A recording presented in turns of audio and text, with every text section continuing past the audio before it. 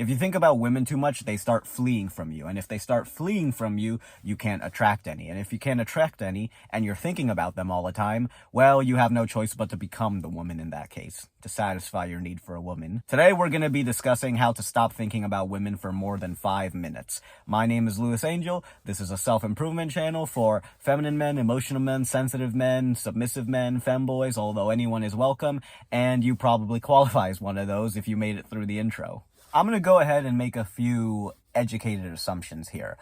You're probably a femboy or a submissive man, and because you're a femboy, but in relation to you being a femboy and a submissive man, you probably also watch a lot of adult content, be it in the form of videos or doujins or smut on Twitter or wherever, or Reddit or wherever else people post smut. You probably consume a lot of it.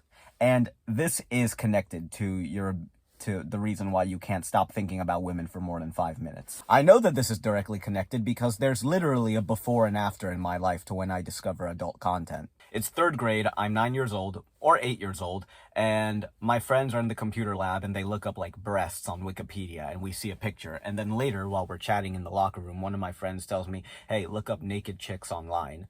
Literally like those exact words, more or less, like naked chicks, naked ladies or something, and the rest is history. And there's literally a before and after version of me before discovering adult content.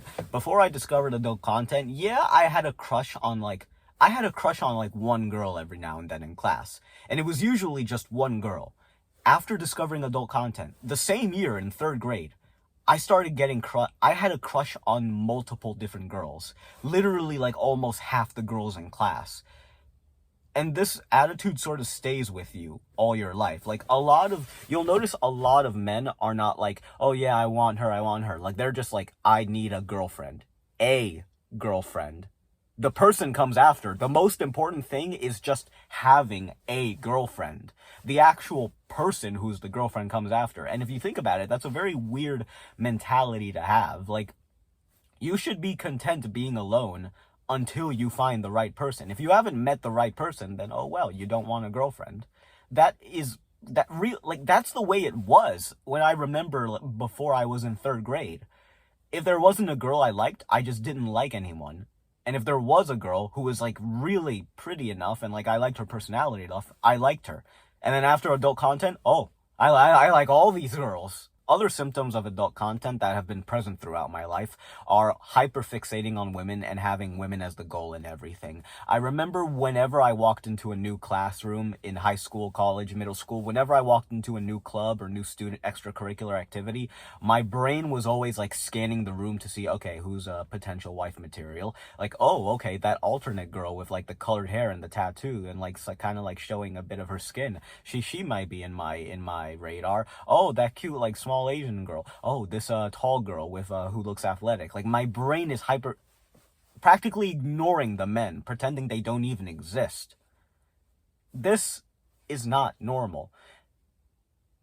And until like a few years ago, every single night I'm going to bed thinking about having a woman in bed with me to hold and to caress and to love and to be intimate with me.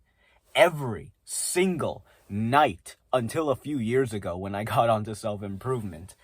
This attitude is not healthy. And if any of these symptoms sound similar to what you're having, I want to tell you that it's not normal if you're not watching porn, and it's not healthy. Okay, well, Louis, that's all good and dandy, but you haven't told me how to fix it. Like, you're telling me I need to fix it. How do I actually fix it? And I can only tell you how to get so far, because it's still a problem that I have. I've overcome my adult content addiction. I don't really look at it much anymore, like basically like once a month maybe, if even that. And I have much less sexual fantasies coming to my mind than before, and I definitely don't fap multiple times a day, but for the most part, I'm still fapping once a day, and I still get sexual fantasies in my mind, obviously, or I wouldn't be fapping. So it's still a problem for me, but it's greatly improved compared to before. So I can only tell you how to get so far, but I will tell you how to get as far as I've gotten. You definitely have to improve your mindfulness, which is meditating on a daily basis. If you can't do it every day, to chill. It's not the end of the world.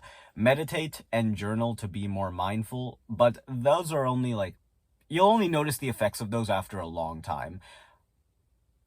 I don't like to recommend specific things, but this one thing has very specifically helped me. I'm going to recommend Covenant Eye, which is it's an adult content blocker. You share an account across your phone, tablets, multiple computers, any electronic device pretty much. It's Mac and PC, Windows, and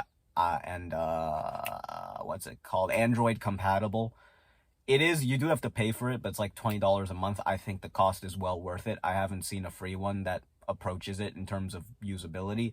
And you can set up an account with someone that they're your accountability buddy, and it blocks any website you request it to block, and you cannot undo the blocks without your buddy's permission. If you're too embarrassed to have someone be your buddy, I'll be your buddy. Just make a Covenant Eye account, send me the link and like my socials below, and I will become your Covenant Eye buddy, and I'll help keep you accountable. The Covenant Eye is really just to have an immediate progress marker. Like, okay, adult content is banned. I can't look at it anymore. You still have to deal with the demons in your thoughts, the sexual fantasies, but it at least gives you some progress. And if you do a few months of that, you're not going to want to go back to NSFW Twitter. I also recommend putting all your adult content onto either delete it all or put it onto an external hard drive and put that external hard drive away somewhere so that you just don't feel tempted to look at it anymore.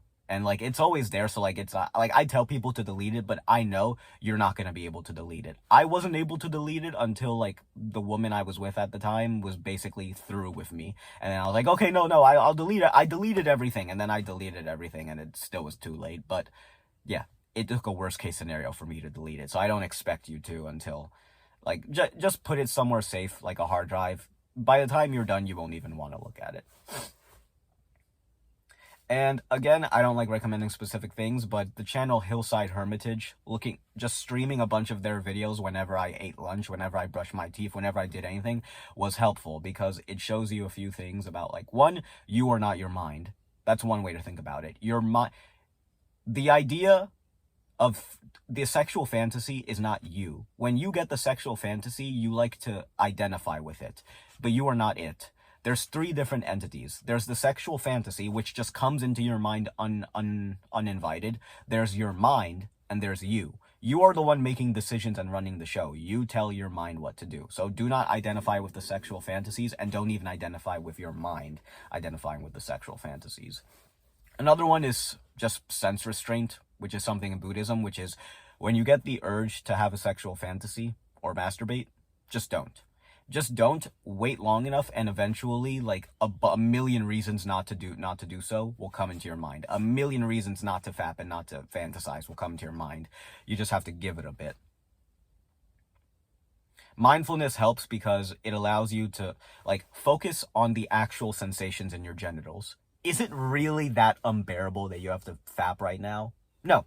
You'll notice it's actually pretty easily bearable. Focus on the pain in your mind, the pain of not indulging in the fantasy.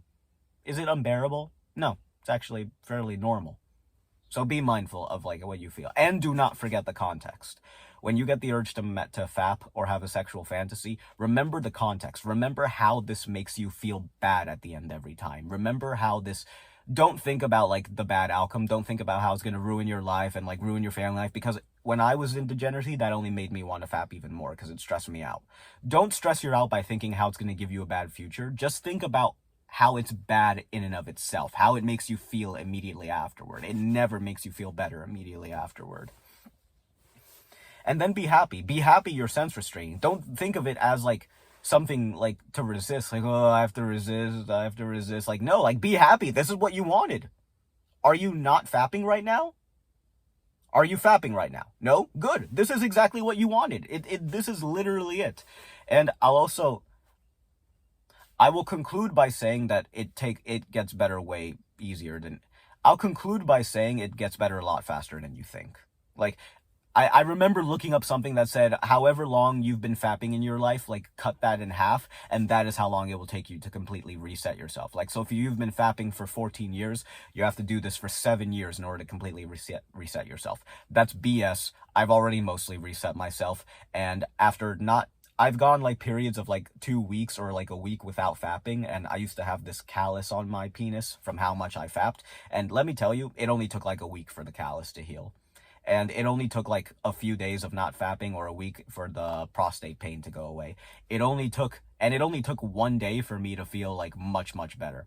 It really probably shouldn't take more than 3 or 5 days to get you like 90% over it. Like, it doesn't take as long as you think it does.